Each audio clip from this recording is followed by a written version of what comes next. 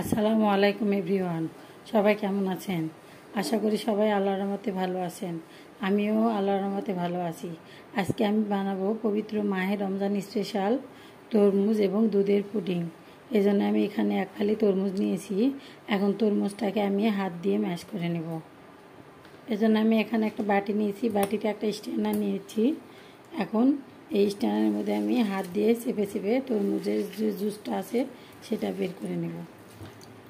আমি এখানে কোনো ব্লেন্ডার ইউজ করব না, আমি হাত দিয়েই তরমুজের জুসটা করে নেব।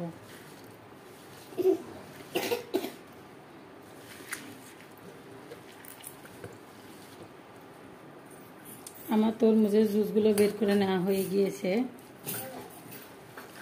এখন আমি দেখিয়ে দিচ্ছি আমার জুসগুলো কতটুকু পরিমাণে হয়েছে।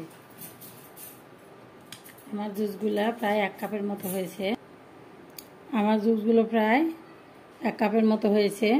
এখন এখানে দিয়ে দিচ্ছি 1 চা চামচের মতো আগার আগার পাউডার। এখন আগার আগার পাউডার দিয়ে আমি তরমুজের জুসটার সাথে ভালোভাবে মিক্স করে নেব।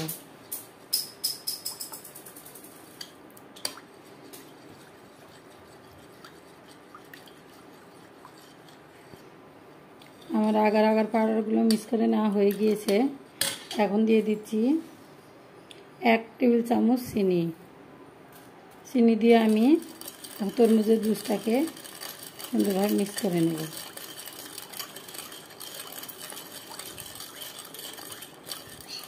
তরমুজের জুসের সাথে চিনিটা মিক্স করে নেওয়া হয়ে গিয়েছে। এখন একটা পাত্রের মধ্যে আমি ঢেলে নিচ্ছি। প্যানটাকে আমি এখন চুলায় বসিয়ে দিয়েছি। এখন এটাকে আমি অনবরত নেড়ে নেড়ে 2-3টা বলক তুলে নেব। তো জুসটা আমার এখন বলক চলে এসেছে। আমি আরও 2-3টা বলক তুলে নেব। আর অনবরত নাড়তে থাকতে হবে যাতে করে পাতিলের তলায় লেগে না যায়।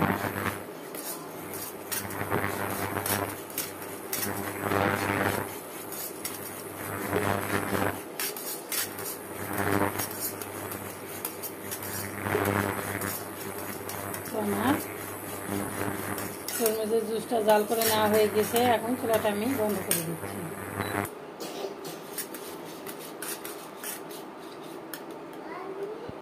চুলা থেকে নামিয়ে এখন আমি জুসটাকে একটু হালকা ঠান্ডা করে নেব।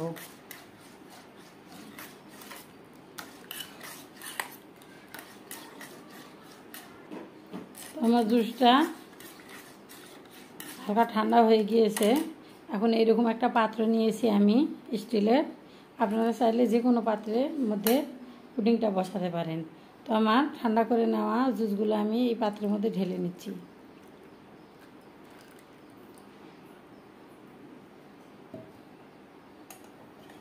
এখন এটাকে আমি আরেকটু ঠান্ডা করে ডিপ ফ্রিজে রেখে দেবো 1 ঘন্টার মতো।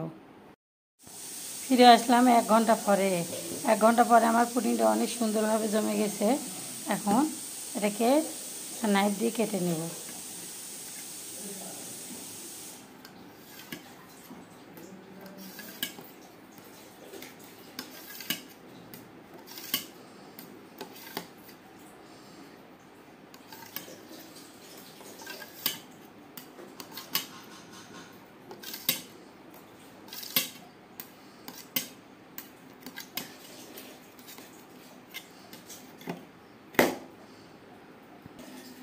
এখন এটাকে আমি উল্টে দেখাচ্ছি।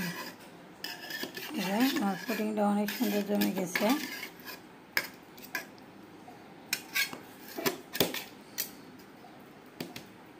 এখন এটাকে রেখে দিচ্ছি এক সাইড। আমি এখানে একটা পাত্রের মধ্যে প্রায় 250 গ্রামের মতো দুধ নিয়েছি।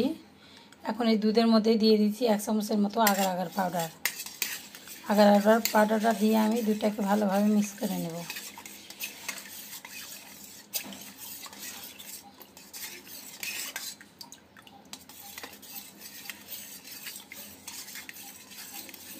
আমার মিক্স করে নেওয়া হয়ে গিয়েছে। এখন দিয়ে দিচ্ছি 2 টেবিল চামচ চিনিটাও আমি দুধের সাথে ভালোভাবে নেড়ে চেড়ে মিক্স করে নেব।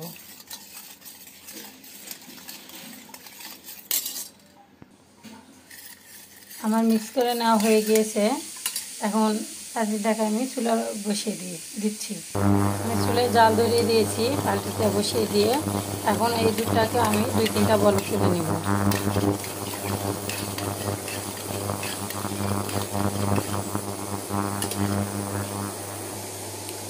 দুধটাকে আমি গরম করে 2-3 বারের মতো বলক তুলে নিয়েছি।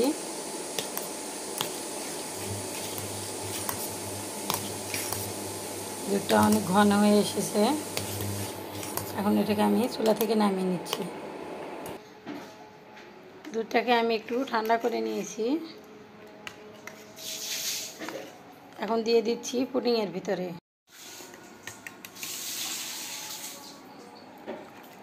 আমি সবগুলো দুধ পুডিংয়ের ভিতরে ঢেলে দিয়েছি।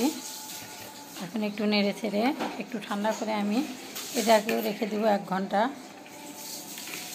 নরমাল ফ্রিজে।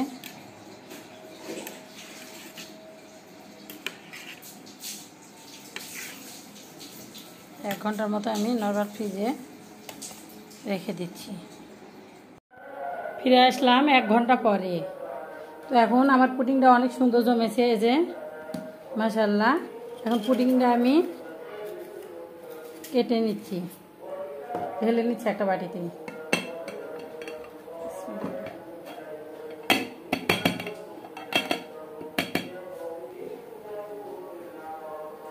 মাশাআল্লাহ, আমার পুডিংটা অনেক সুন্দর হয়েছে। খেতে যতটা সুন্দর হবে দেখতেও ততটা সুন্দর হয়েছে। এখন আমি কেটে সার্ভ করতেছি। বিসমিল্লাহ।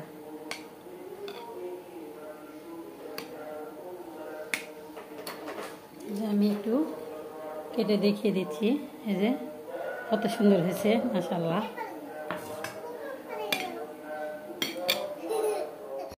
মাশাআল্লাহ, অনেক সুন্দর হয়েছে এই যে পুডিংটা।